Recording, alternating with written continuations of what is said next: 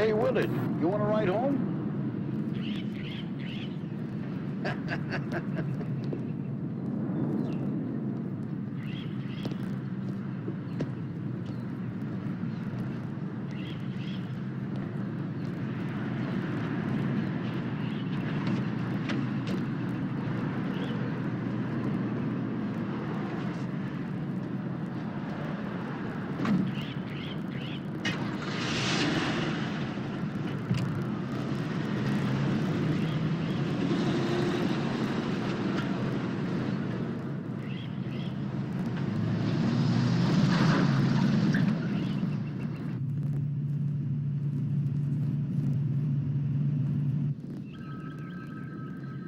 Don't you want to answer the phone? Carrie, we're late enough already.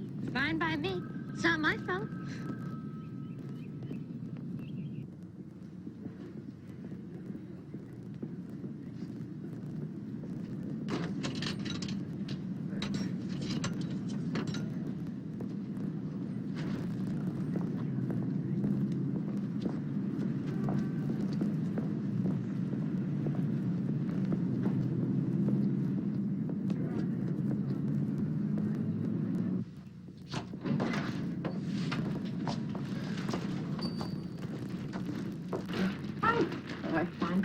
No answer. I swear I'm going to kill that girl when I get home.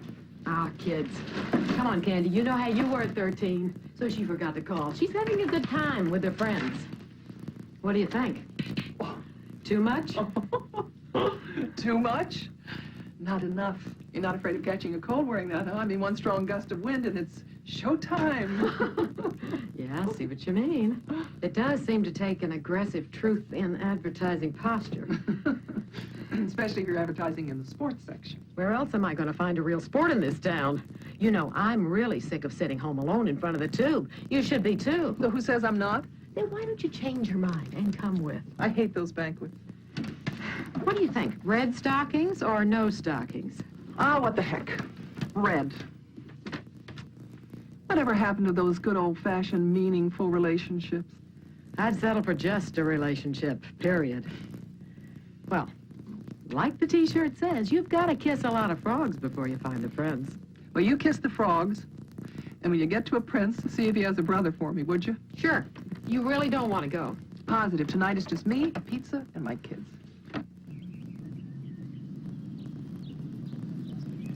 Is your mom gonna be mad? I don't know. Told her yesterday I was going to St. Mills after softball pictures. Yeah. Just washed my hair. Come on, let's cross.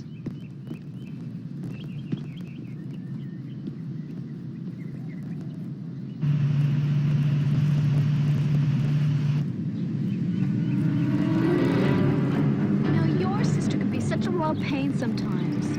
Why does she want to go later for it? Just to make sure the boys are there first? Oh, no, not my shy sister, Serena. You wouldn't think she'd do that now, would you? Oh, no, not Serena.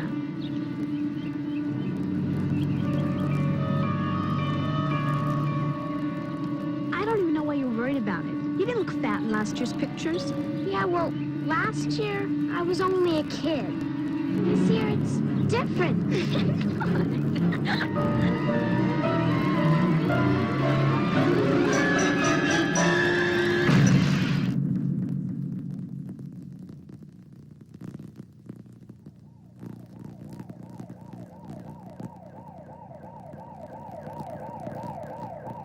Does she have a pressure? 60 by palpation, plus 140. She's out next.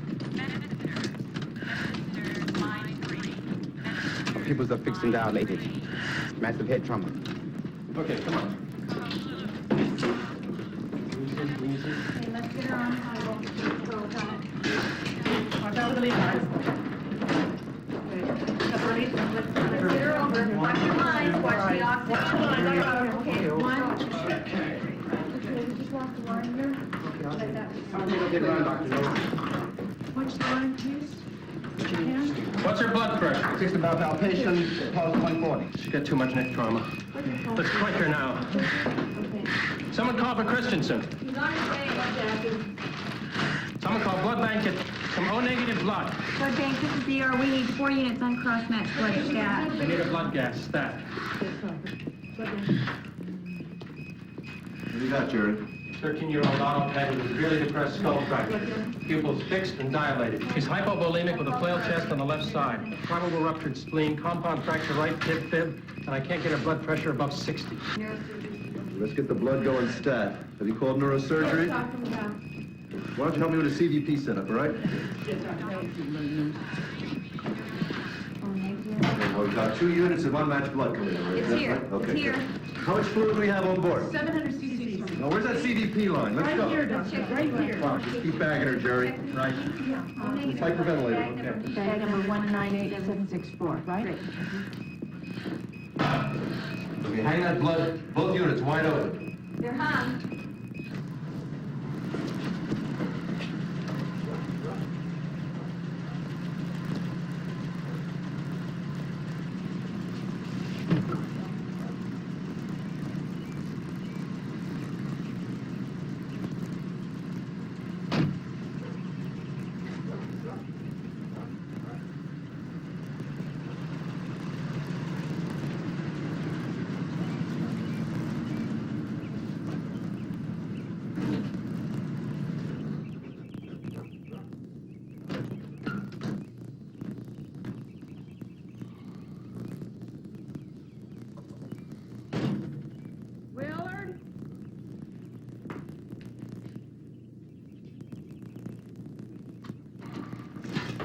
You're late. You want some supper?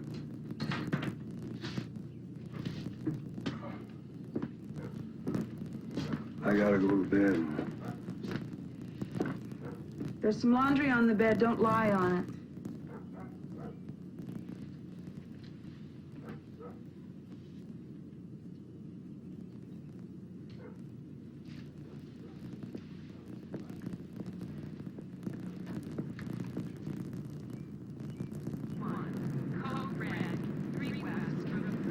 Excuse me. They brought in a young girl, an accident up on Sunset. Mm-hmm. You her father? No, I'm her neighbor. My daughter was with her when she got hit. How is she? Oh, the doctors are with her now. What's her name? Carrie. Actually, Carol May Lightner, Lightner. Listen, how is she? Is she okay? I didn't get your name. Doherty, Harry Doherty. Well, has anyone notified, what was it, Carrie? Carrie's parents. Her father should be here any minute. We can't find her mother. Well, Mr. Doherty, when her father gets here, have him fill this out, please. When I have more information, I'll come back and let you know. All right, thank you. Carrie gonna be okay? She is, right? Honey, she's going to be fine. The doctors are taking care of her right now. Carrie, Oh, Steve, thank God you're here. what happened? I mean, how's Carrie? I don't know, Steve. She got hit. She and Shannon were walking over to St. Mel's. I mean, hit? A car, a guy, out of nowhere. How bad? Steve, I don't know. Judy's trying to find Candy. We don't know where she is. And Serena's over at the ballpark. Excuse me. Is one of you related to the little girl in the accident on Sunset? He is. I'm her father. Officer, what happened? Well, we're trying to piece it together now. It was a hit and run. Can I have your name, sir? Lightner. Steve Lightner. You mean somebody just ran into her and then took off? I'm afraid so. Mr. Lightner, could I have your wife's full name? My wife? I mean, Carrie's mother. She and I have been divorced for a couple of years. What about the guy? We'll get him. We have a good description of the car, witnesses. We'll find him. Mr. Lightner, why don't we just sit down over here for a minute? This won't take long. Sure. Let me find out about Carrie and then I'll be right with you. She's still in defib. Defibrillate 200 watt seconds.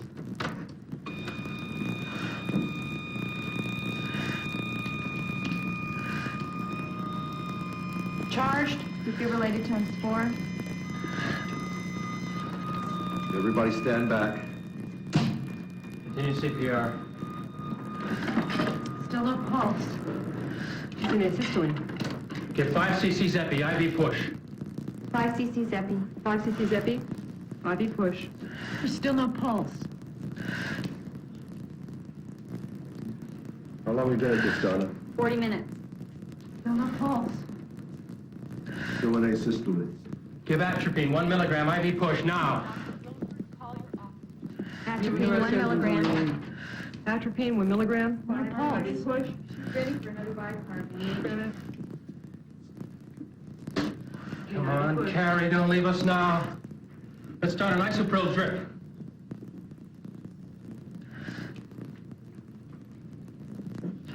Let's hold the isopro. Yeah, let's hold it. Notify medical examiner's office. Time of death, 2:10. I'm sorry, everybody.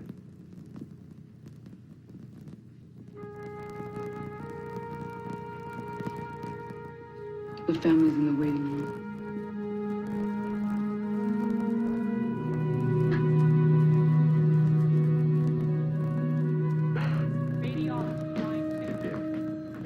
I'm sorry to call you on a thing like this. Oh, good Lord, don't apologize, Hank.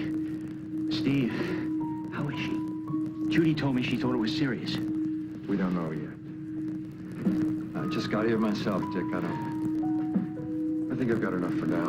We'll keep in touch, let you know when we get something. Thank you, Oz. Well, I'm Dick Dodderidge, little girl's grandfather. Were you with her when they brought her in? It's a hit and run, Mr. Doddridge. That's all I know. She's an identical twin. He tell you? Yes, sir, did. Well, I better get on this. Mr. Leitner, it's me. I'm sorry we couldn't save her. Oh, no. You mean Carrie died? She's dead?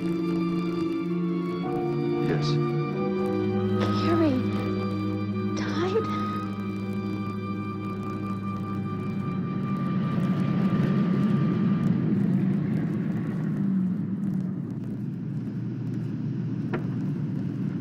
Oh, brother, what did I do now? Smile, Candy, smile.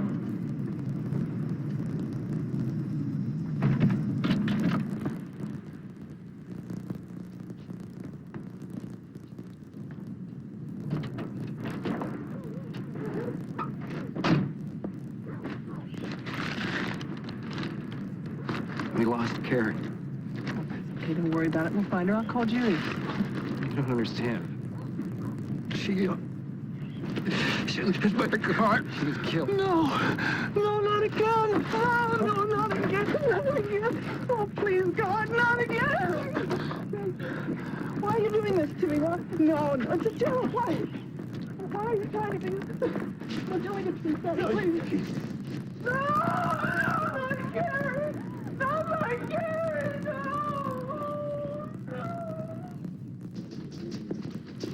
The hit and run on Sunset? Yeah. Dark maroon or brown late model American car. That's it? Well, Sternhagen said the guy never stopped long enough to give anybody a good look. The victim? A little girl. 13. She died at St. Francis. Oh, damn. All right, I'll let him know at roll call. It'll turn. Don't hold your breath.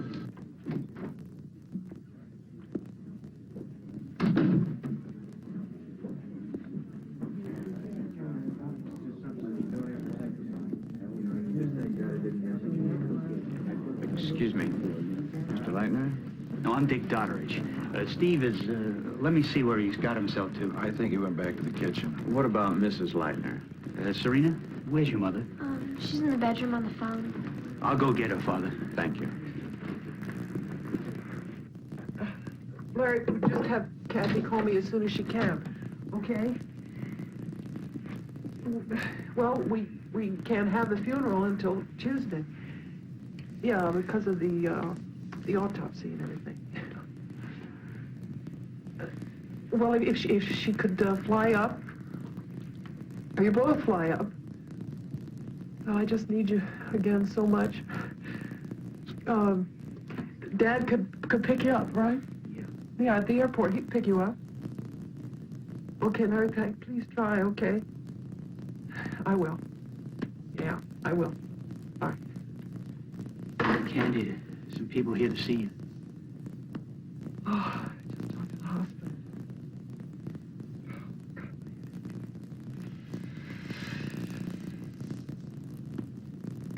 I just talked to the hospital, and I just said that, didn't I? Are you okay? Yeah, I need some more wine. You drank the whole bottle? Yeah. Hospital can't donate any of Carrie's organs because, go out and get me some wine in the kitchen, would you, Serena? Candy, come on. Some people here to see you.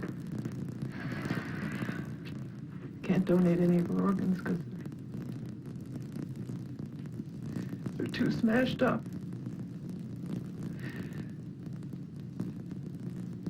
Too smashed up to donate.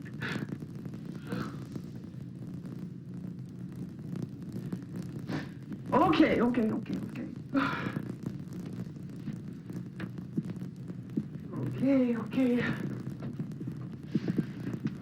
No. Oh, God, my head is killing me. Oh.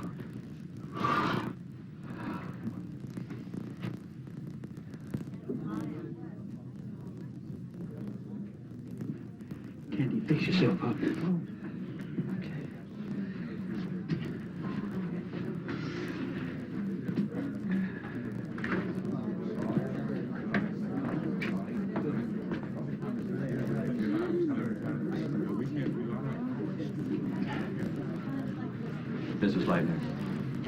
Mrs. Leitner, I want to extend my sincerest and deepest sympathies to you and your family. I know that during these times of travail... Who sent for you? Why are you here? Well, I thought that your being Catholic naturally... Oh, not now, Father, please. I don't want to hear about God now. Mrs. Leitner, I understand how you feel. Oh, like hell you do! Do you have any children? Do you know what it's like? Do you? Do you know in your guts what it's like for your child to die, to be run down like a dog in the street? For your baby to be killed? No, but I know that God does have his reasons. He, in his wisdom... Maybe you're God, Father, but not mine. Do you hear? My God doesn't kill children. Not like that. Not like Carrie. Please, I don't want to hear about God. Dad, I don't go to your church anymore. Just go away, will you please? Just leave me alone. Just heard. Just missed. My God. Excuse me, Father, but she really doesn't know what she's saying right now. If there's anything I can do later, please let me know. Mama? Guess Kay was unlucky like me. Huh, Mom? Travis, I'm gonna go now. I'm gonna take Travis with me. Get your stuff, buddy. Steve, I'm so sorry. I don't know what to say to you. I don't know what anybody can say. I'll help you make all the arrangements and everything. I'll talk to the coroner and find out when we can pick her up.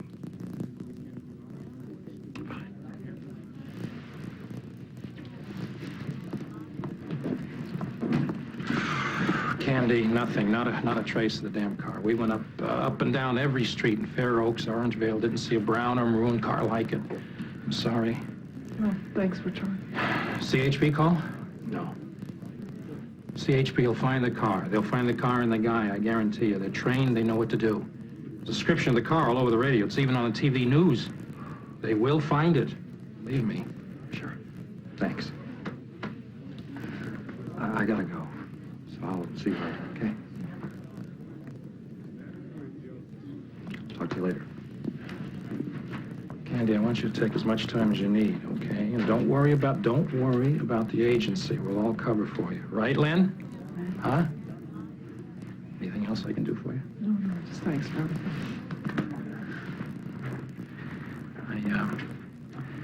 I wanted to tell you that I'm gonna try to speed up that commission on the Blaisdell house, so you don't have to worry about that. Oh, gee, thanks. Okay. I guess we use all the money we can get now.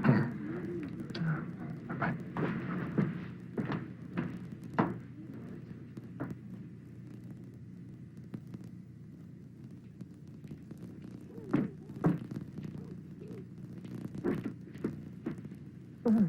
Here. What's that? Aspirin. Oh.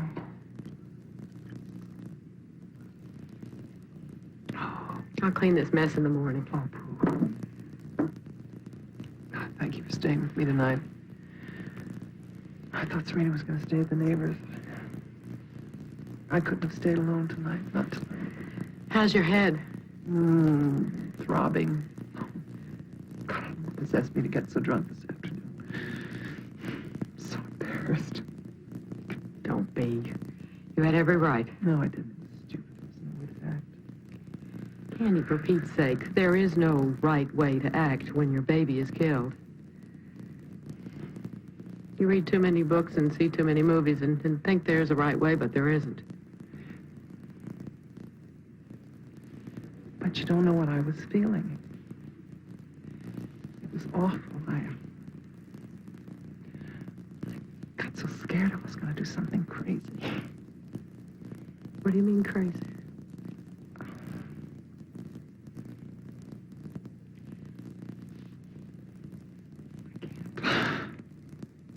I think I know. Oh, if you do, then I'm really embarrassed. You wanted to make love to someone, didn't you? Stupid. No. When the Air Force came and told me Bill was shot down in Vietnam, that he was dead, that's exactly what I felt. I wanted to make love to him so badly. Or to make love to anyone. I didn't care who.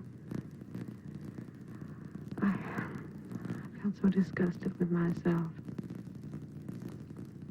So ugly. But Mrs. Lohman, do you remember Mrs. Lohman, that 900-year-old psychologist I went to? She told me it was natural to feel that.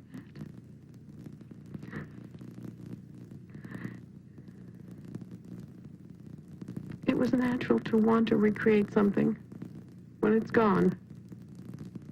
Something ripped away from you. Is that close?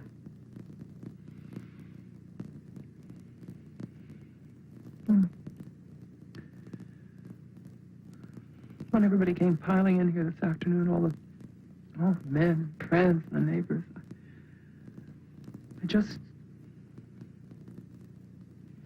I don't know, I felt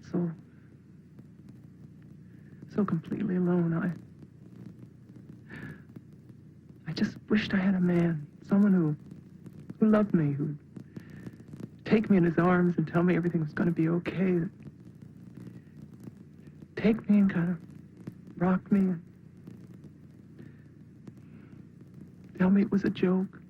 It was a test of some kind. Carrie was okay.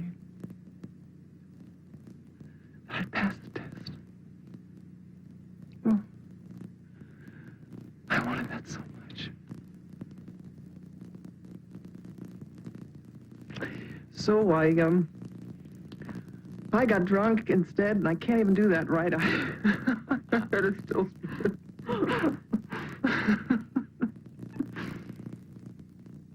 Gosh, I don't remember feeling any of those things when Travis was hit. Yeah, but Travis survived his accident. Hey, he's doing pretty good, isn't he, the little fella? Yeah, he is, isn't he? He's got all his movement on his right side. And what was that, Lenny? Was that 5 years ago he was hit? God, I'll never forget seeing that little body under the tire of that car. Yeah, he's doing real good. The doctor said in about another year or two he should be right back to normal. Mom? Yeah. I can't sleep in that room. Honey, I understand you. Why don't you go in my room? You sleep in my bed tonight. We'll take care of each other, okay? I'll be right in. Serena, it's okay to cry, you know? I did. No, I mean really cry. I think I have to get some sleep, too. If I don't, these bags under my eyes will reach my knees. You need something before I go. Thank you. Okay. Thank you for being here. I need you so much. Good night. Kiss the kids.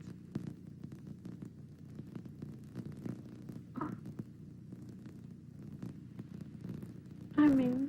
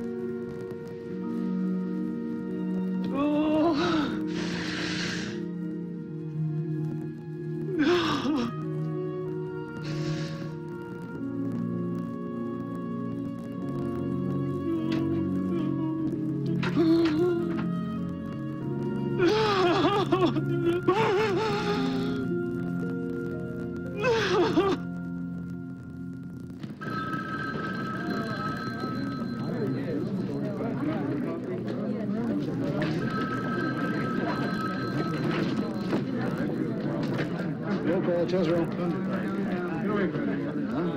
Oh, hello, Alice. How are you? All right, thanks. She's good? What? Hold on a second, please. Hey, would you guys hold it down, please? Oh, yes, sir. Thanks. I'm sorry, Alice. Would you kindly repeat that? Uh-huh. Yeah, there was a hit-and-run accident up on Sunset on Saturday. Around 1:15. Yeah, a little girl. Killed. No, we haven't found the driver yet. Willard? What kind of car was Willard driving? Brown? You know where he happened to be at this time? Now listen, Alice, there's nothing to worry about. I'm sure everything is okay. I'll take a look at it. No, Alice, you did the right thing, believe me.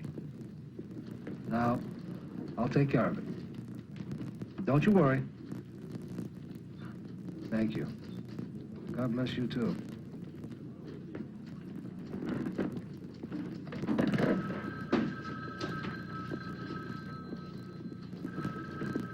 Joe, you got a minute? Sure. What have you got? Saturday, that hit-and-run accident up on Sunset. Did we turn the car? What do I know of? Why? I just got a call. A friend of my wife's, actually. We go to church together, you know. She's afraid her husband was driving the car. Hit and run? That's what she's afraid of, anyhow. Her name's Sylvia Alice Kohler. Husband's name is Willard. This for real? Why on earth would this lady turn her husband? Because she's a decent Christian woman, that's why. She just doesn't want her husband to know that she called, okay? You want me to make a run on it? Where are they? Orangevale. That's not your section. Give me a note so I'll get somebody else on it. I said I'd get somebody else on it tonight, okay? Let me know if it's good. Yeah, sure. Now, McKnight. Sarge. pull a DMV on this guy and check out his car with that hit and run on Sunset Saturday? The 74 Brown Pontiac. You want us to pick him up? Not yet, just the car. Right now? Now. Right.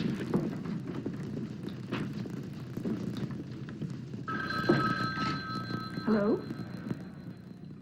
Yes, this is Alice Kohler. Yes, he is. Who should I say is calling you? Yes, Officer McKnight. Just a minute. Willard? Yeah, it's Willard Henry Kohler. This is Officer McKnight, Highway Patrol. Mr. Kohler, we understand that your wife owns a 1974 Pontiac. Is that right? Uh-huh. Were you driving that car last May 3rd, Saturday? Uh-huh. Well, we'd like to look at the car, sir. Yeah, tonight. Well, can you bring it over to the CHP office over here on Arden? Yeah. Just a moment. Says he works nights. Can't make it. Mr. Kohler, how about first thing tomorrow morning, okay? Yeah? 4 or 5 tomorrow afternoon. All right. Listen, we'll get back to you. No, thank you, sir. You don't like tomorrow afternoon? Did you look at this guy's priors?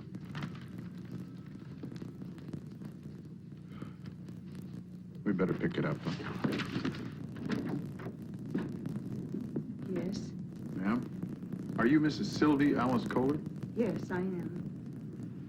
And are you the owner of a 1974 Pontiac, California license number 385LYN? Yes. That's ours. Is your husband home, ma'am? He's in bed. Did you want me to go get him? Oh, no, that's not necessary. Do you have the key to the garage? We'd like to look at the car. Oh, yeah. Well, I believe my husband talked to someone at the Highway Patrol, and he said he was going to bring it in tomorrow, if I'm correct. Yes, I know. But if it's all the same to you, we'd like to take a look at it right now. Yes, certainly. I'll get the key. It's, the garage is locked. Thank you, ma'am.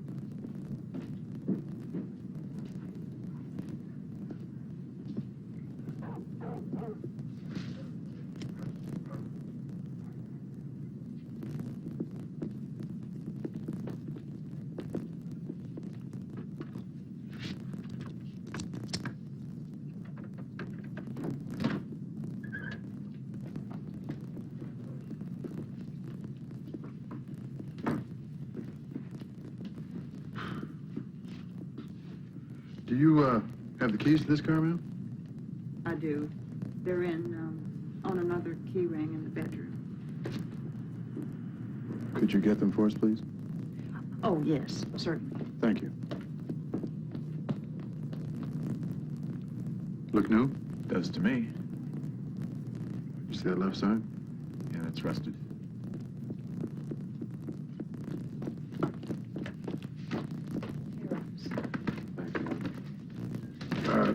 Do you remember when that happened, ma'am? A couple days ago. Mrs. Kohler, we're going to have to take your car with us tonight. It'll be used as evidence in an investigation. Could you sign Yes, certainly. Is this a warrant? I'll give you my card, ma'am. It has my badge number and name and all. You'll be able to use it to pick up the car. Fine. Thank you. Lord willing, I'm sure it's for the best. And although I never had the opportunity or the pleasure of meeting Carrie, I need only look at her identical twin sister, Serena, to know how lovely a child she was. I need only look at all of her classmates and friends to know just how loved a child she was. And I need only look at her grandfather, Dick Doddridge, her Aunt Kathy, her brother Travis, her mother Candy, and her father Stephen, to know just how loving a child she was. And if a child's worth on this earth can in any way be measured by the love that child both gave and received, then Carrie Leitner's painfully short life was very rich indeed.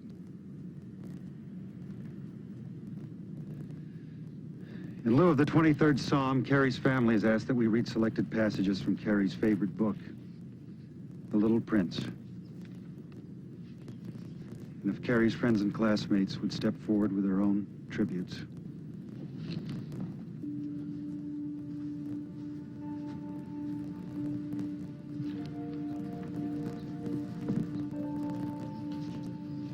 In one of the stars I shall be living. In one of them I shall be laughing.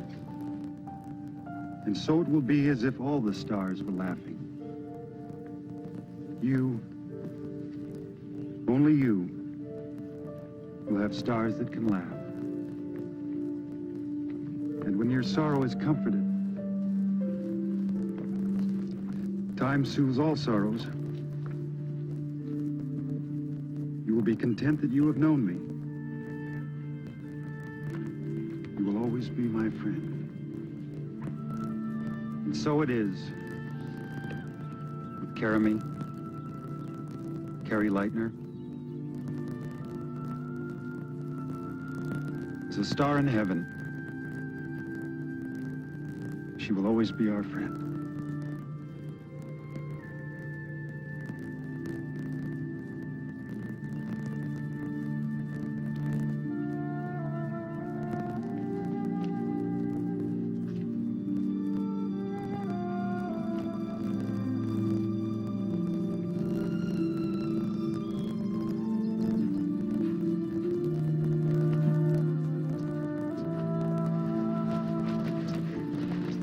Leitner. Leitner. Come, Miss Leitner. We all, school, we made a collection. This is for you. We collected money, so you can make a reward to catch the driver. It's a reward. It's money. Thank you, John. Thank you very much.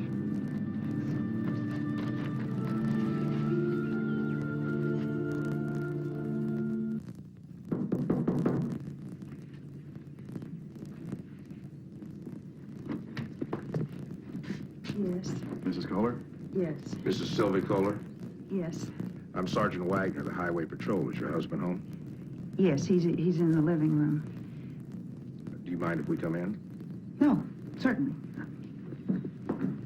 Mrs. Kohler, would you mind stepping outside with me? Oh, I thought you... It's all right. Well, the living room's in there, to the right. Thank you. Still go.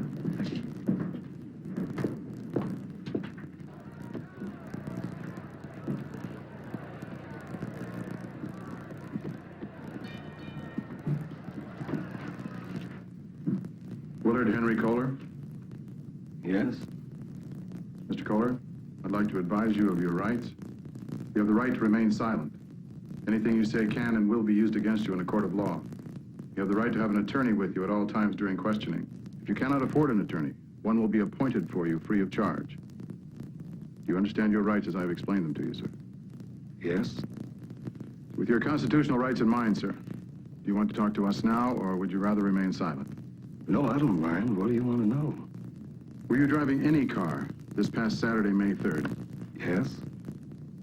And what type and model car were you driving, sir? It's my wife's car. It's Pontiac. And what year and color would that be, sir? Well, it's a 74, brown, kind of a rust brown. We'd like to know where you were Saturday, May the 3rd, specifically between the hours of 1 and 1:30 in the afternoon. Last Saturday, let's see. Well, I got off work, maybe 7:30. In the morning, I worked the graveyard, you know.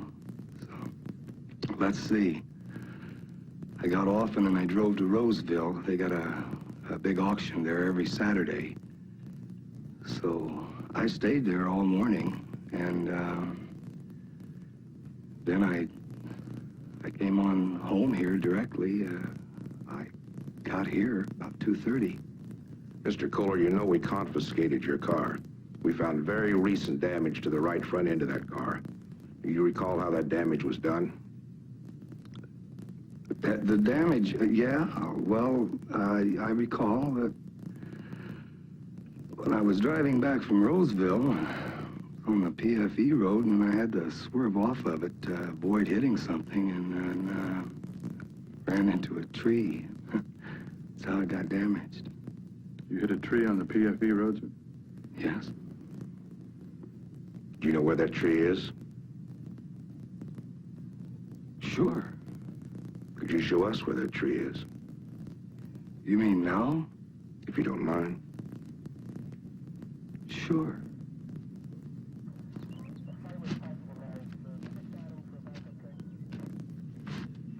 Mr. Kohler,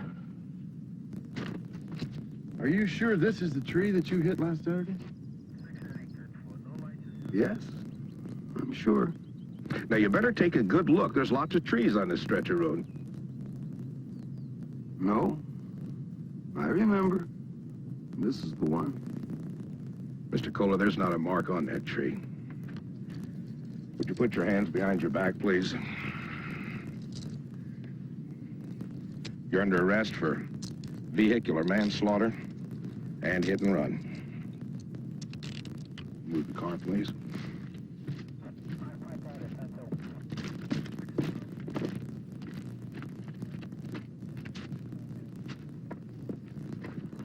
Any money on when this guy Kohler walks? Who's on the bench tonight? Does it matter? Guess not. Well, he'll be home time for dinner.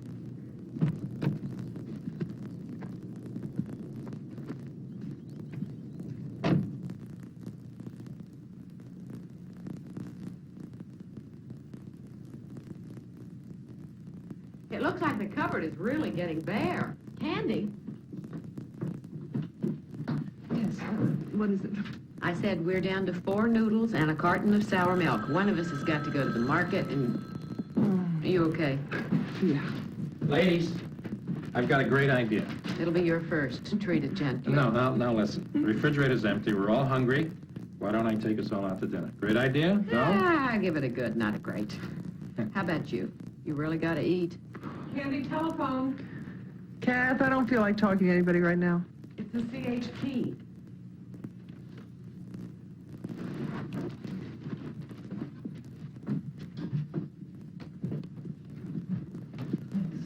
Hello. Yes, it is.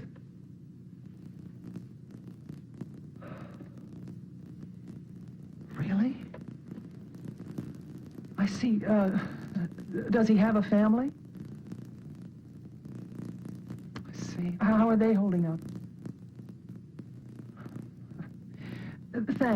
Thanks very much, officer. Well? Well, they arrested the driver who killed Carrie. God, I thought he was a kid. He's 47. He's a man. He's a grown man. He just left her in the street to die.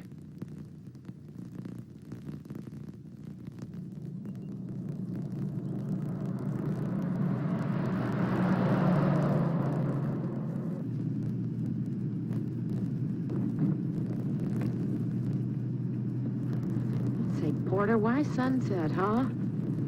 Well, because we're going to go to the... Oh, man. Candy, I'm... Wait, stop, Porter.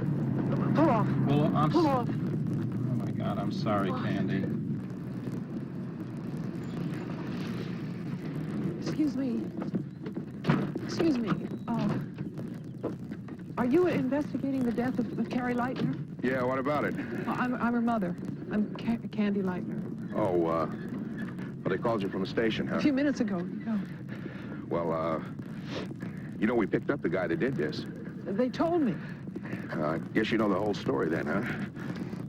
Oh, gee, the whole 9 yards. Damn drunk drivers. Guy was absolutely polluted. Oh, yeah, drunk. 3 days worth. The guy was on a 3-day bender. I guess they told you the worst part, too, huh? Oh, yeah, they told me everything. I mean, can you believe it? The guy was out on bail after a hit and run 2 days before he hit your kid. I mean, a list of priors as long as your arm, and the damn judge lets him out on bail after a hit and run. Well, at least this time he'll go to prison where he belongs. This time he'll have to stay in prison. Yeah, sure. Wait, he'll go to prison, won't he? Lady, you're going to be lucky if he does any jail time at all, much less prison. They don't put drunks in prison, you know that. But he killed my daughter. He killed her. What can I tell you, lady? That's the way it goes. You believe it? You hear what he said? That's the way it goes. I'm pouring her, knock it off. It just gets me going. Well, no one gives a damn about anything anymore, and it upsets the hell out of me, that's all. Who do you have to marry to get a drink around here? She said at least another 20 minutes for our table. Figures. Candy, I'm sure that cop didn't mean it that way. I mean, people who kill people always go to jail. She's gonna make darn sure he does, aren't you? You're damn right I am. I'm mad, Kathy. And you know me when I'm mad. Who do I talk to? I don't know. Well, who's in charge of these things? DA, district attorney, I guess. I don't know. No, that's who it is. It's the DA. I'll talk to him. Mrs. Leitner, we've already succeeded in raising Kohler's bail to $30,000, so he'll be in custody for a while. But you're saying that like he can get out, Mr. Sappenauer? Wait a second, excuse me. I don't know how these things work. What's the procedure? All right, let me explain it to you very simply. We're charging Kohler with 5 counts. Vehicular manslaughter, leaving the scene of an accident where there's bodily harm, driving while intoxicated and causing bodily harm, plus 2 other charges stemming from a hit-and-run accident he had 2 days before. Right. So what happens is he's arraigned on these charges, which means a magistrate believes there's enough cause to prosecute. Now listen, just stop me if I get to something you don't understand. No, I'm following you. Okay, where was I? Arraignment. Then there's a preliminary hearing in municipal court. We present a case. Judge decides whether or not there's enough to try him on the felonies. If there is, judge sends it to Superior Court to try the felony charges. Then there's a pre-plea hearing, a probation report's drawn up, a plea hearing, then we go to trial. So there are a lot of steps before it goes in front of a jury. Well, actually, we're hoping we have enough evidence so that Kohler will plead guilty. Then we don't have to have a jury trial. I don't understand that.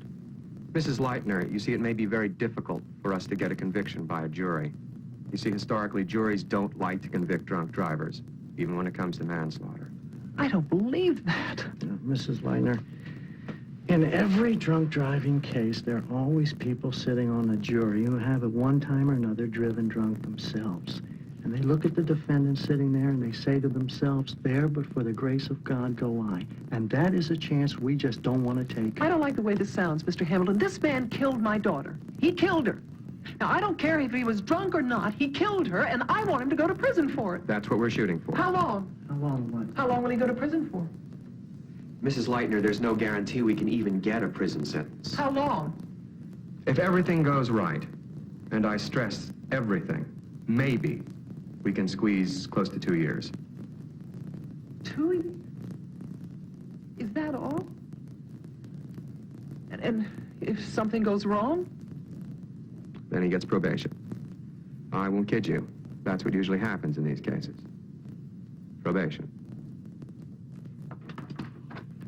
Candy, you know this isn't necessary. I know. Why don't you leave your things here? We'll keep your chair warm for you. When you're ready to come back, there's no hurry. At least you got a home here, huh? Thanks, Porter. I appreciate it. I can't do 2 things at once. You're really serious about this Mothers Against Drunk Drivers Oh, business. absolutely. A bunch of angry parents going to sit around and discuss. Not angry, mad. Do you hear? Mad.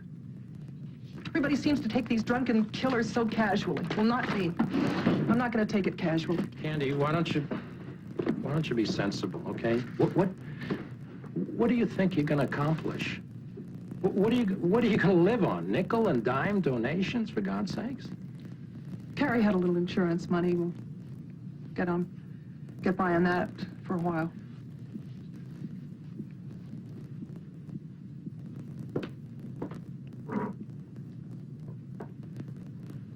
Porter, try to understand. I have to do something. Anything. Something. Something for Carrie. I can't just sit here and try to sell real estate like nothing happened. Are you doing it for Carrie, or are you doing it for Candy? You saw the article in the paper this morning? Sacramento mother gets mad with 2 Ds. She is accomplishing something. And that story came from the little ad I put in the personal column. And I've got letters, too. Lots of letters from people all over the city who've lost their wives, their husbands, their children to drunk drivers. So, Candy, what are you going to do? Keep running ads in the personal column? Dear, I don't mean to discourage you, but I mean, like... Porter, I can't describe it. It's a feeling I have here. Right here in my insides. I've got to do something to live with Carrie's death. If I don't do it, I swear to God, I'll explode. If I had to sit down in that chair and try to work and ignore how I feel, I swear I'll go stark raving mad.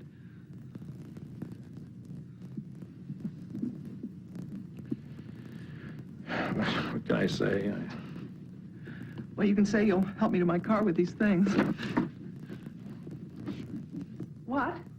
Yeah, but you don't understand. I've already talked to that office, and they transferred me to you. I know.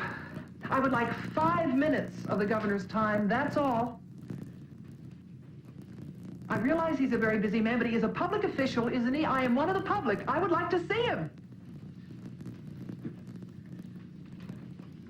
You bet it's important. It concerns my child. My dead child. Well, okay, you got my number. Goodbye. Mom. What? I'm hungry. Oh, Travis, not now, please. But I'm hungry now. Go back and watch your TV, Travis. I'll fix your sandwich. He needs me. Serena needs me. I can't give him anything right now. I'm empty. It's as if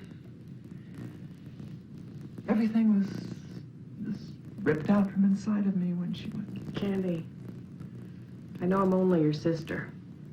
And heaven knows I'm no shrink. But this mad thing won't bring Carrie back. It won't bring her back.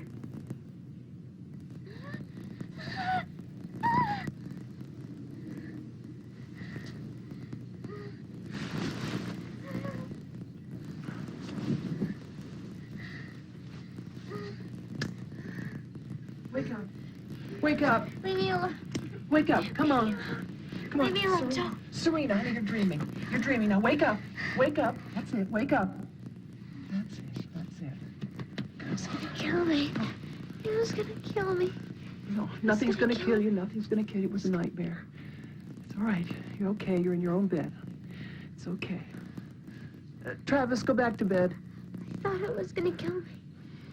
I thought it was gonna kill me. I almost died. I know, baby, I know. But it's not you in your dream. You understand that? It's not you. It was Carrie.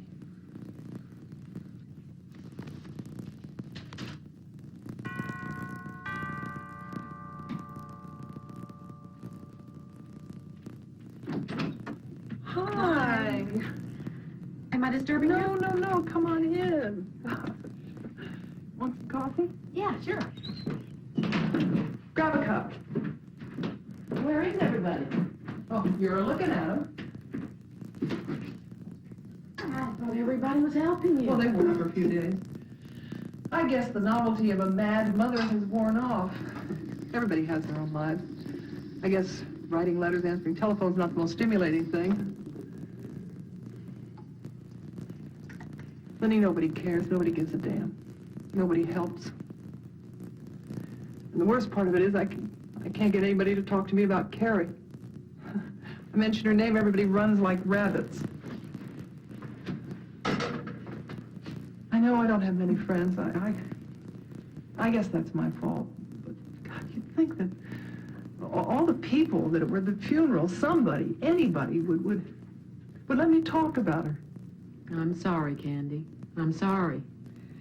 I just thought you were so busy. We all did. I didn't mean to dump on you. Dump. I've been told I'm an absolutely wonderful dumpy. Come on, dump. Oh, hey, I almost forgot.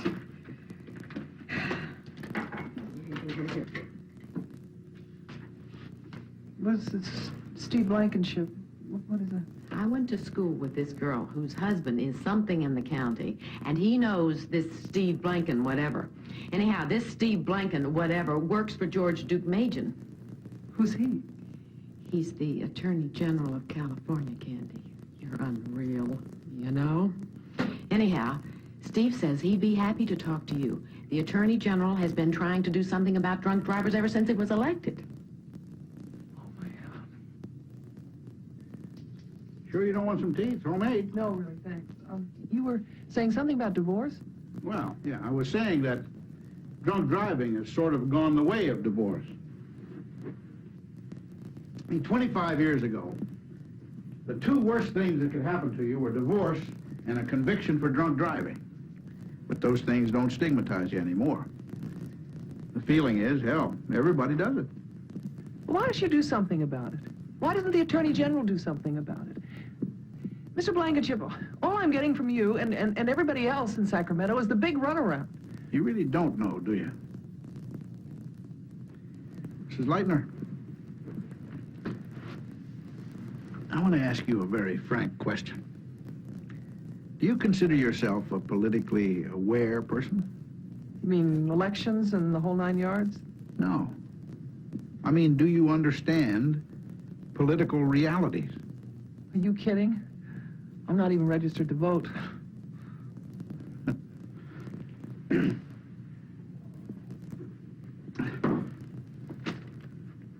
Leitner, let's have lunch. Every year, tough new drunk driving laws are introduced, and every year they go down to crashing defeat. Why? Because drunk driving has become a perfectly acceptable form of homicide in this society. And because our elected legislators are human. They drink. Plain truth is, some of them drink and drive. A couple of our most powerful assemblymen were arrested for drunken driving. They joke about it. They tell war stories to each other. We've got judges on the bench who are alcoholics. And that's the political reality? No. That is the political mood. The political reality is much more fascinating. Legislators do not vote for bills that their constituents and their major contributors find uncomfortable. It might come back to haunt them at election time. What can I do to change that? The only way to get an assemblyman or a senator to vote for a bill he doesn't like is to make it too uncomfortable for him not to. How? Where it hurts the most, money and votes. See, you're not going to be able to beat the liquor lobby with all their millions, but you can scare the hell out of the politicians at the polls. So organize. Form chapters of your organization. What's it called? M.A.D.D. Mothers Against Drunk Drivers. Yeah, M.A.D.D. Well, form chapters all over the state. Start flexing your political muscle. And create some publicity. Nothing fires up a politician more than critical publicity. I can do that. I can do that. I want you to meet Steve White. I'll make an appointment for you. He's the executive director of the California District Attorneys Association, and he's been involved with drafting a lot of drunk driver legislation. Well, I thought drafting legislation was up to senators and assemblymen. Candy, they're politicians. Laws are drafted by lobbyists and special interest groups. Politicians just vote for or against a law. They don't write them. I see. I finally see, I think. Thank you. Thanks so much. My pleasure. Good luck. Steve, will the Attorney General's office support M.A.D.? Try and stop us. And don't forget Steve White. I'm going to call him right now. Well, I suppose that Steve Blankenship has explained to you that we have been trying and failing for years to introduce any significant drunk driving legislation. He did, but that doesn't mean you won't be successful this year. Well, the political climate... No, I understand the political climate. I've done some research, Mr. White. Steve. There are no new drunk driving bills introduced in session this year. Why is that? It's an election year.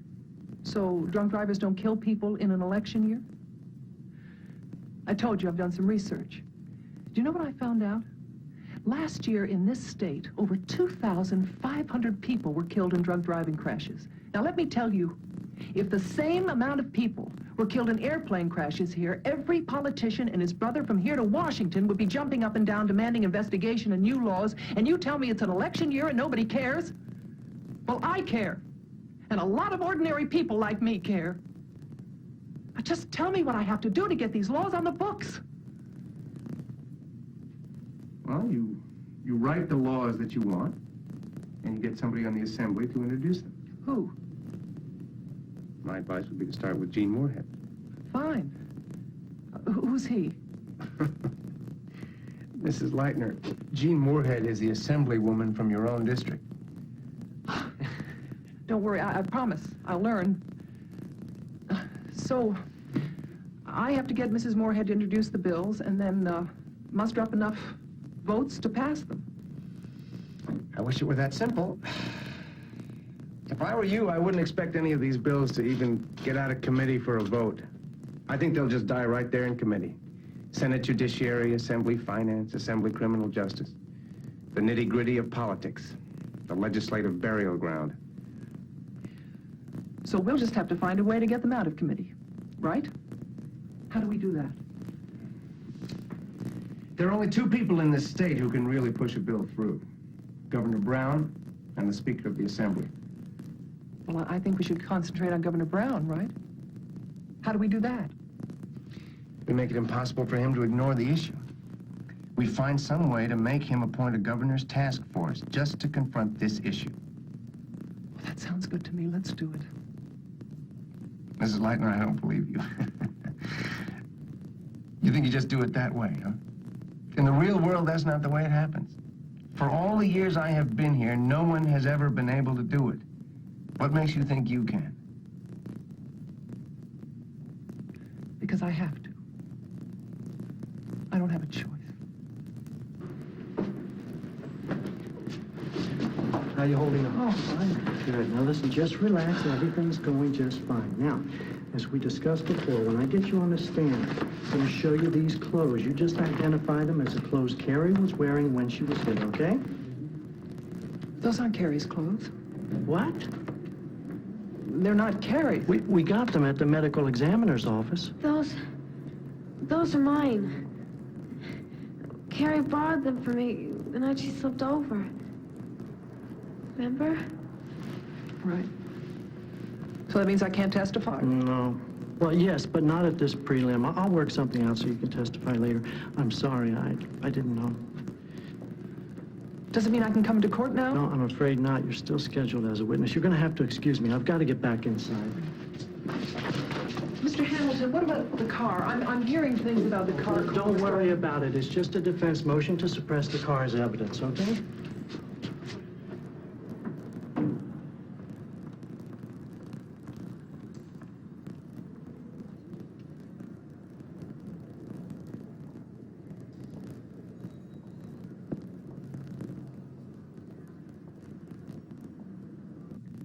All right.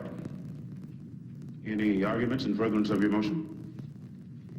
Your Honor, it has been indicated that there was no search warrant in this particular case. He didn't have any consent to search form signed. In fact, he didn't even have one on his person at the time he went to the house. He also indicates that he did not have a search warrant. I think under the circumstances of time, 11 o'clock at night, being informed by other officers with a demand or with a request that the garage door be open so that they could view the car, and there was a later request to get the keys with a tow truck waiting patiently by indicates, in fact, the consent merely was given, or the acquiescence merely was given on the show of authority present. I would submit on that. People?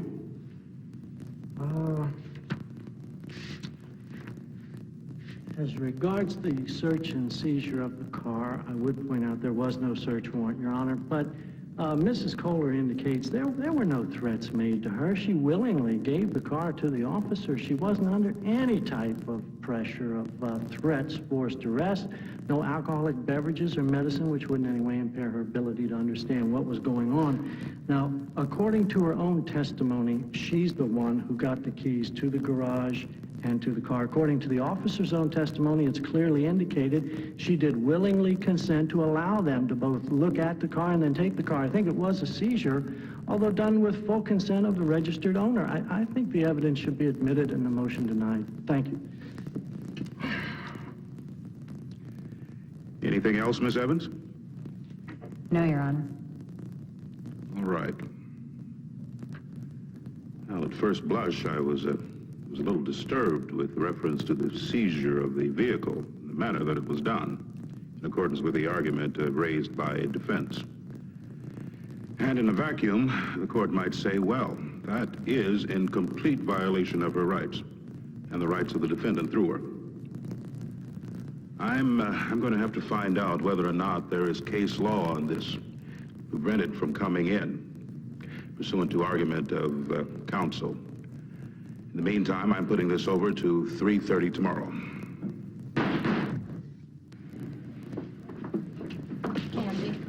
They made me The lawyer's trying to say there was no search warrant on the car he was driving. Wait, the judge said tomorrow. What just happened? Oh, the judge is considering a defense motion to suppress the car Kohler was driving as evidence. But what does that mean? The judge is going to rule on it tomorrow afternoon. I don't understand. I don't understand. If he does suppress it, if the judge decides... Look, we have to prove that Willard Kohler was actually driving the car when it struck Carrie. If we don't have the car, we can't prove he was driving it at that time. If we can't put him behind a wheel, we don't have much of a case.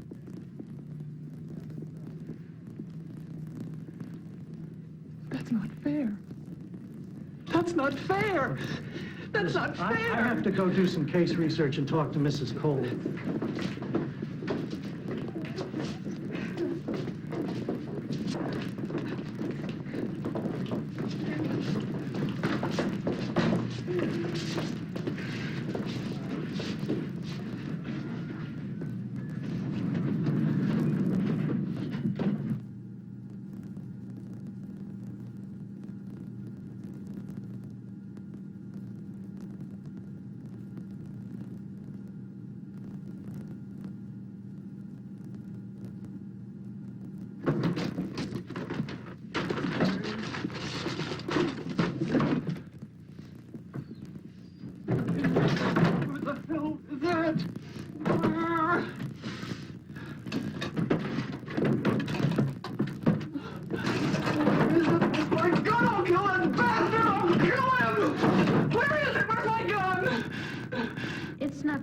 Daddy took it. When? Don't kill him!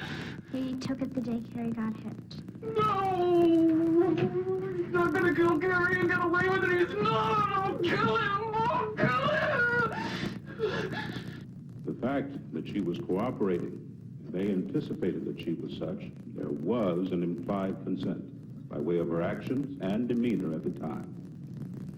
The court is going to find that the consent was given and was not revoked. Not only that, the car was registered in her name only. Even though this is a community property state, she would have had the right to do what she did. And the motion will be denied.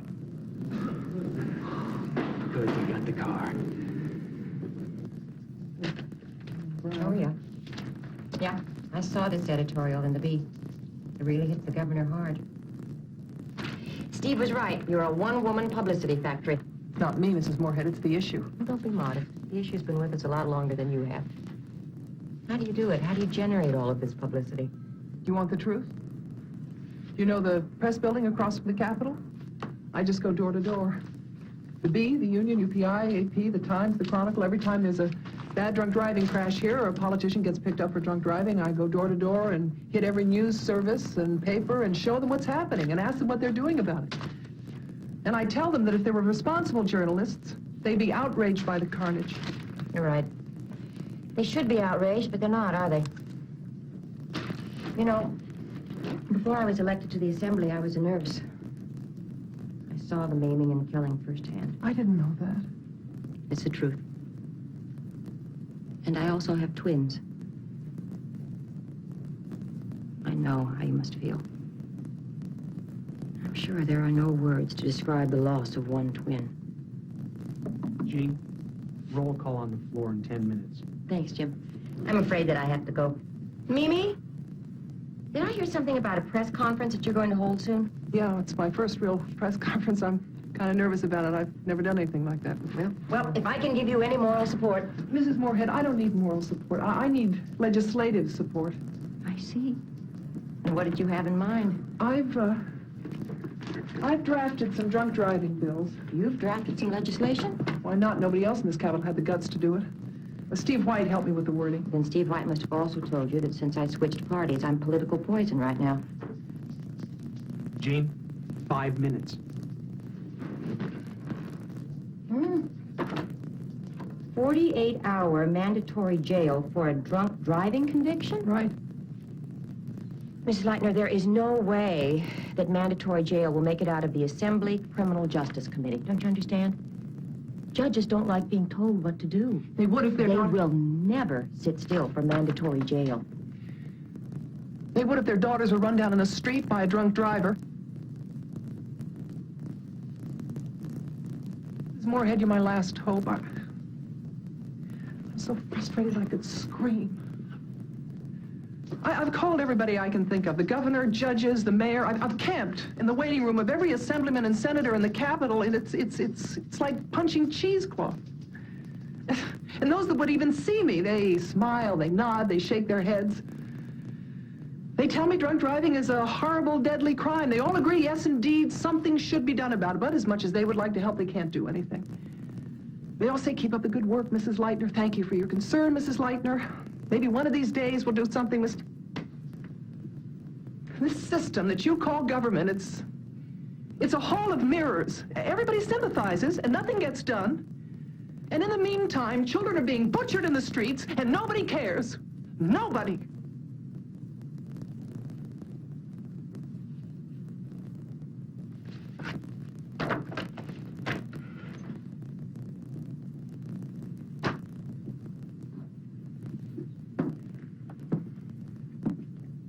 When's your press conference?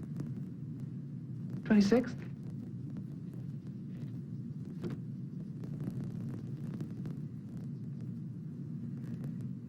Okay. You got me.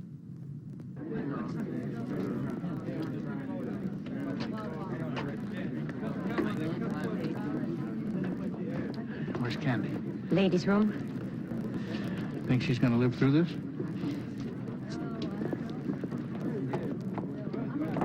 You okay? Okay as I'm ever going to be. I have a run in my stocking the length of the Mississippi, but other than that... Isn't Steve White here yet? He's not coming. They're putting pressure on him. Oh, I can't believe that. Not Steve. What about the CHP and the Sheriff's Department? They said they'd be... Same thing. They're all getting a lot of heat. Candy, it's politics. Politics. Steve, the CHP, they promised me they'd be here. They promised they'd support me. When it gets down to the wire, they just jump ship. Damn them. Damn them all. Listen. It is politics. Accept it.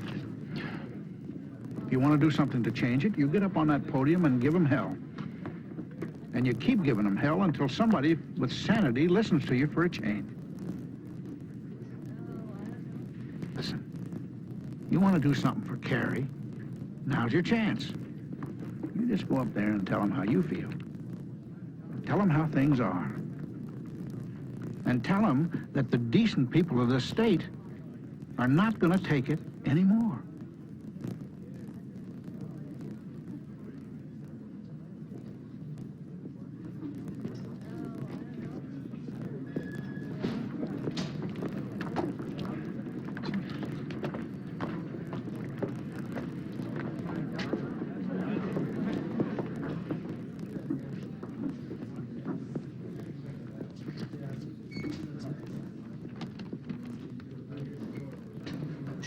Good morning. My name is Candy Leitner, and I'm the president of a newly formed grassroots organization called M.A.D.D, Mothers Against Drunk Drivers. This group started in Sacramento as the direct result of the death of my 13-year-old daughter, Carrie, who was killed in May of this year by a repeat offender drunk driver. Carrie was killed at 1:20 p.m. while walking inside a bicycle lane on her way to a nearby church. The man who killed her did not stop. He was later arrested and charged with felony hit and run, felony drunk driving, and felony manslaughter.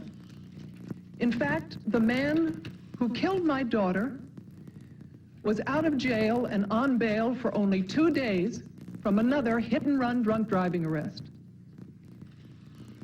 My daughter's obituary said, Carrie Leitner, 13, was the victim of a traffic accident. Carrie was not the victim of a traffic accident. She was the innocent victim of a violent crime. A crime that kills 68 people a day in the United States. That's 25,000 innocent people a year. 5,000 more than the number of people who are slaughtered by handguns. In August, the man who killed Carrie pleaded no contest to the felony vehicular manslaughter. All of the other charges were dropped in a plea bargain arrangement. Although he has not been sentenced yet, the probation department has recommended probation for him with only 1 year in the county jail. Including time served and automatic time off, he can be out of jail in only 4 months from now. This for a man who has killed once and has been arrested 5 times for drunk driving since 1976. When I ask legislators and members of the Attorney General's office why no corrective effective legislation has been passed, I am told they can't get it through the Assembly Criminal Justice Committee. I am told this committee is stacked with legislators who are safe and do not have to fear re-election problems.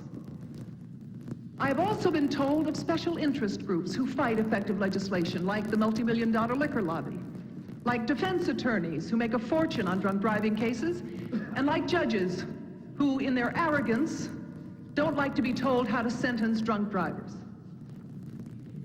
Prisoners have a union and a paid lobbyist. What do we have? We, the innocent victims. Someone must be responsible for putting a stop to this utter nonsense and politically criminal behavior. That is why we are asking our governor to take a firm leadership role as the highest elected official in the state to appoint a task force. The purpose of this task force is not to study the problem, that's been done, but to finally solve the problem. That has not been done. The governors of Maryland and New York have started such a task force in their states. They realize the seriousness and urgency of doing something about the drunk driving problem. We urge our governor to do the same. Every 21 minutes, someone in this country is killed by a drunk driver.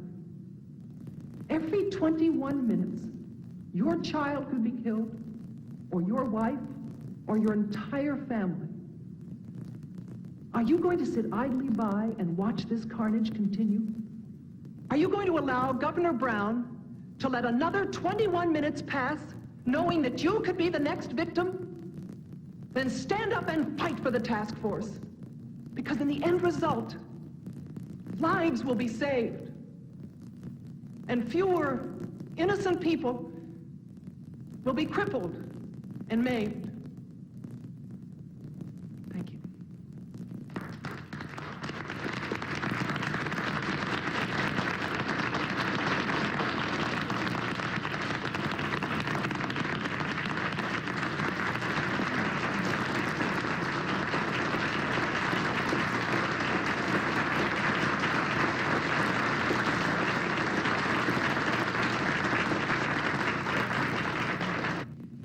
Defendant, please stand. Any legal cause why judgment should not now be pronounced? No legal cause. The defendant is statutorily eligible for probation in this case. Notwithstanding that recommendation, the defendant's application for probation is denied. It's the judgment and sentence of this court that the crime of violation of Section 192.3 of the Penal Code as contained in Count 1 of Information Number 58329, that the defendant be imprisoned in the state prison of the state of California for the middle term of the base sentence, which is 2 years. Now, prior to being remanded, the defendant shall receive the following credits pursuant to law. The defendant shall receive 202 days credit for the time he has served in county jail pending judgment and sentence. The defendant shall receive 50 days good time credits and 50 days work time credits for a total of 302 days. How do you feel about the light? Mrs. Lightner, Let her catch her breath, please. Mrs. Lightner, how do you feel? Mrs. Lightner will be issuing a statement later. She'll be issuing a statement later. Just let her Lightner, go. are you aware that Willie Kohler will be eligible for parole in 10 months? More than aware, Cynthia. 16 months for killing a child is a crime in itself. Let us through, please. The Los Angeles chapter is starting an advertising campaign in the movie trade papers. They're going to send copies of the ads to Jean so she can distribute them at the committee meeting. Well, every little bit helps. But don't hold your breath. Those bills have less than a chance in a million of even surviving criminal justice committee. Especially since you insisted on that mandatory jail provision. Well, we'll see. The letters are just beginning to come in. Look at these. A family of 5 wiped out by a drunk driver. An off-duty cop in San Diego kills 2 small boys. There are hundreds of stories like that. Well, the word is that a lot of important lobbyists, including Maurice Carver, are going to fight these bills tooth and nail. And he has the votes behind him. A lot of votes. I know. I just don't want you to be disappointed. You going? Candy, it's after 10 o'clock. I've had a date for over 2 hours. You know, that wouldn't be such a bad idea for you. What? A date? Oh, are you kidding? Who has the time? Make time. Hello, Mothers Against Drunk Drivers. Please hold. We still have work to do on those grant applications. We're broke, in case you haven't noticed. I've noticed. We'll get to it later in the week. Talk to you tomorrow. Have a good night. What's left of it? Bye. Hello, sorry to keep you waiting. Wait. Wait, what do you mean Serena's run away? No, I'll be there right away. What time did she... Never mind. I'll be there right away.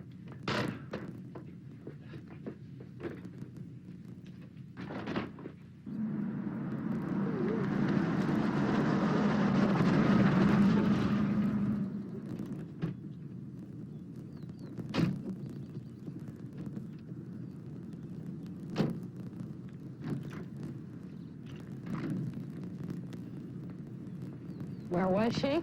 Nancy's house in San Jose. I don't know what I'm doing.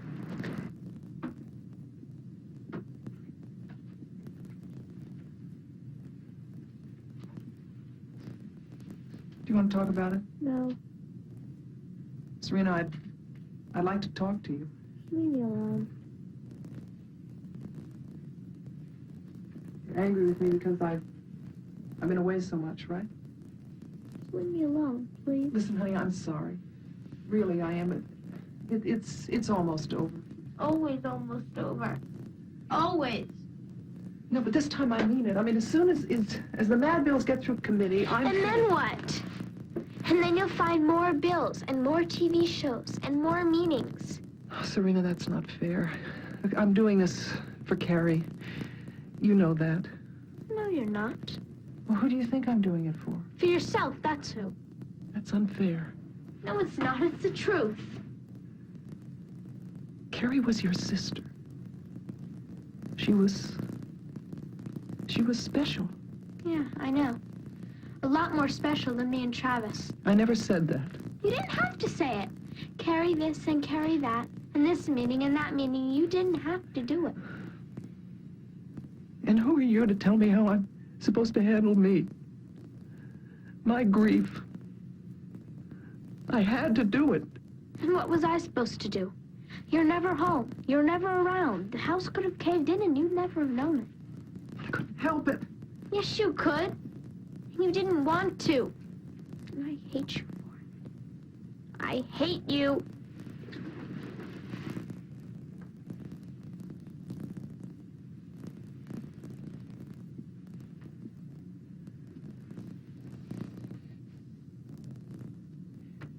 Serena, you and Carrie and Travis are the only things in my entire life that I ever had that were mine. That I loved, that meant anything to me. And now one of you is gone. She's gone. Forever. Do you know what that feels like? Yes, I do. She was my sister, too. Well, then help me, please. Don't fight me. You're right, I am doing this for me. I want Carrie's death to mean something. God, I don't want her to have died in vain. Can you understand that? Oh, please, Serena. Listen, it's almost over. I swear to you, I'll be back with you and Travis. Please, don't abandon me now. Serena. I love you. I love you, Serena. I love you. I do.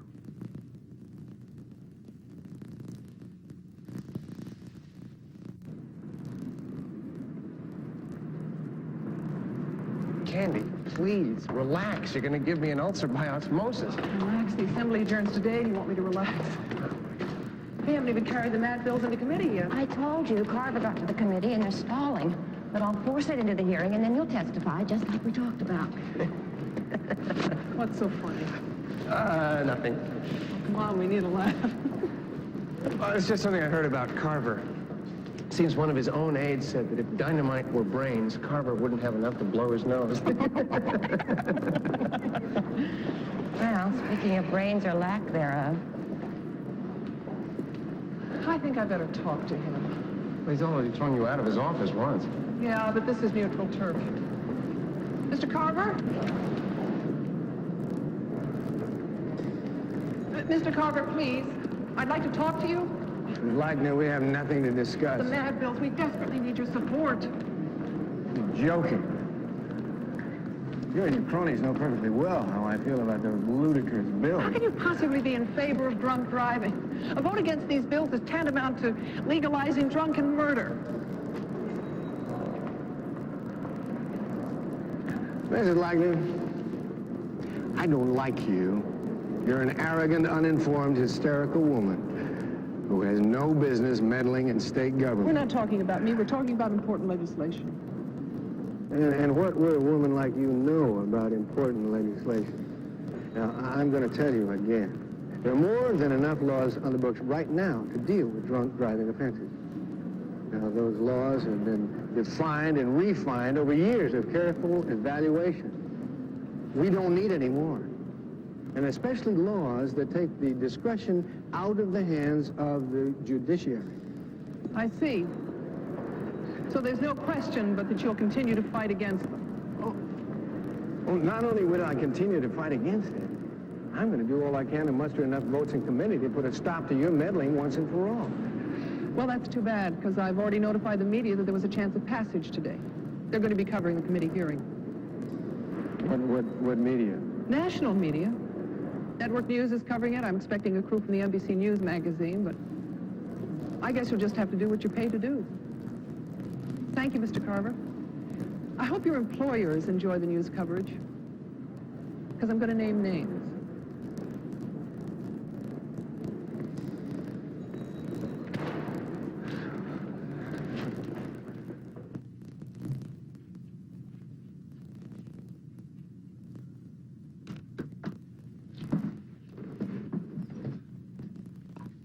It's been 2 hours since we testified. How long does one lousy vote take? The Criminal Justice Committee works in strange and mysterious ways. It's that mandatory jail sentence you tacked on that's going to kill it for sure. That was only in one bill. Yeah, but they view them all as one package. Well, even if they throw out mandatory jail, there's still victim indemnity. They won't vote against victim indemnity. Criminal Justice Committee works in strange and mysterious But I talked ways. to everybody in the committee personally, including Maurice Carver. You're lucky he didn't throw you a punch. But Brown is solidly behind us. Governor Brown works I know, in in strange and mysterious ways. But even if those bills pass out of committee, they still have to go to the full assembly for a vote. One bridge at a time. Oh, what did I forget to do? Who did I forget to talk to? Not a soul, believe me, you hit everybody.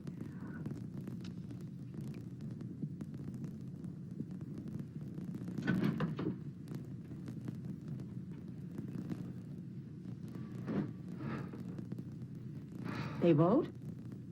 About 5 minutes ago. And? Unanimous, with one abstention. For Pete's sake, unanimous in which direction? All 4 bills passed out of committee unanimously. They passed! They all passed! They passed! They all passed! They all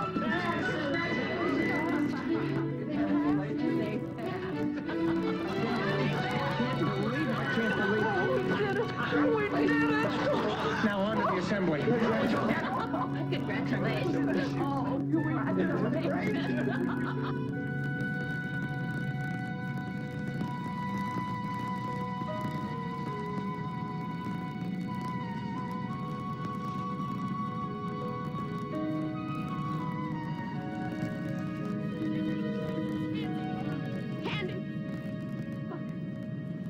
You're not going to believe it. Serena, Travis, you won't believe it.